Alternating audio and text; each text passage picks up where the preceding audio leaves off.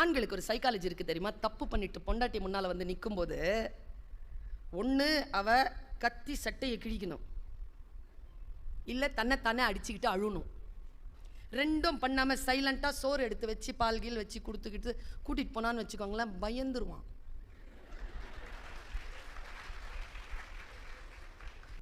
ஆண்களுக்கு சண்டை போட தெரியாது தெரியுமா?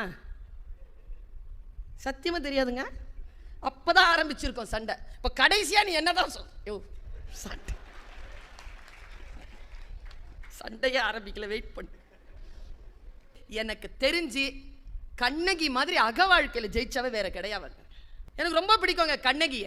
எல்லாரும் சொல்லுவாங்க அவ போய் தேராமன்னா செப்புவது உடையேன்னு அவ சூப்பரா பேசினா, அதனால தான்.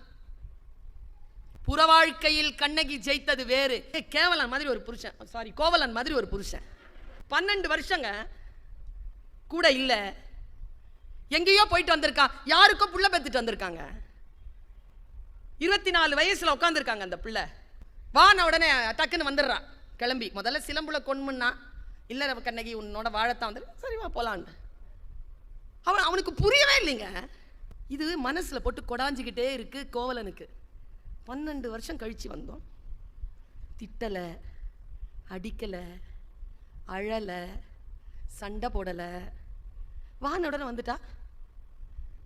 இது என்ன? இது இந்த பெண்மையின் ரகசியம் என்ன? புரியவே இல்லைங்க அவனுக்கு. நீ எனக்கு தெரிஞ்சு கோவலன் செத்த இடம் அதான், வாமா போலாம் உடனே.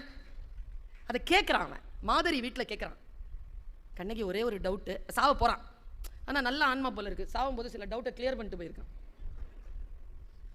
சில பேர் டவுட்டு கிளியர் பண்ணாமே செத்து போயிடுறாங்கல்ல, ஆவியா அலைவான். அவன் போனவன், அவ்வளோதான், முடிஞ்சு போச்சு. அவன் சொல்கிறான், கண்ணகி ஒரு டவுட்டு. என்ன? இதுதான் கண்ணகி.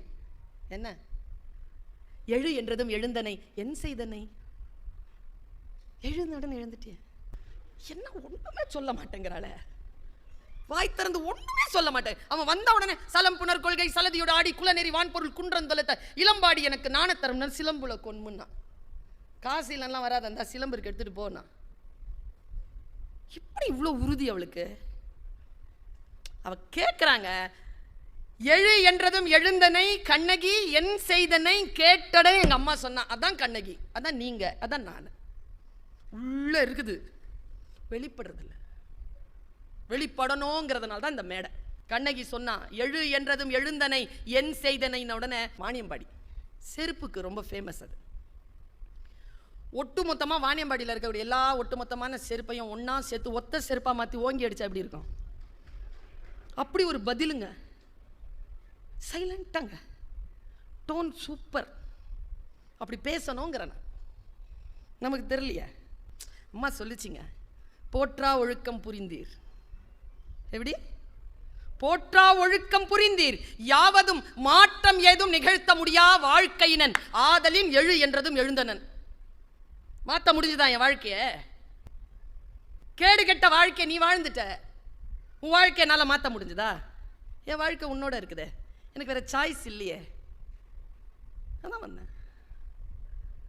இது சொன்னா பாருங்க, அங்க விதிர்விதிர்த்து போனது தான் அவன் விதி. நான் ஒரு விஷயம் சொல்றேன், எங்க வீட்டில் போய் யோசிங்க. அதை நான் சொல்லி இருக்கிறேன். கோவலனை கொன்றது கோவலனின் தீ ஒழுக்கம் கிடையாது, கண்ணகியின் நேர்மை. இதுதான் வல்லமையான சொல். எப்பொழுதும் நாம் யாருடைய வாழ்க்கையை எப்படி பார்க்கிறோம், நம்முடைய வாழ்க்கையை நாம் எப்படி செலுத்திக் கொள்கிறோம் என்பது நான் சொல்றது பெண்களுக்கு புரிய வேண்டும், ஆண்களுக்கும் புரிய வேண்டும். இன்னொரு ஒரு நுட்பமான ஒரு விஷயம் சொல்றேன். வல்லமை என்பதற்கான வல்லமை தாராயோங்கிறான் பாரதி. நம் அத்துணை பேருக்கும் மனதிலே நாம் நமக்கு நாமே எழுச்சி கொள்ளக்கூடிய ஒரு வார்த்தையை நான் இப்ப போடுறேன். ஆனா என்ன துக்கம் தெரியுமா? தனி மனிதன் எழுச்சி கொண்டுதான் இருக்கிறான், மனிதம் தான் தாழ்ந்து கொண்டே இருக்கிறது.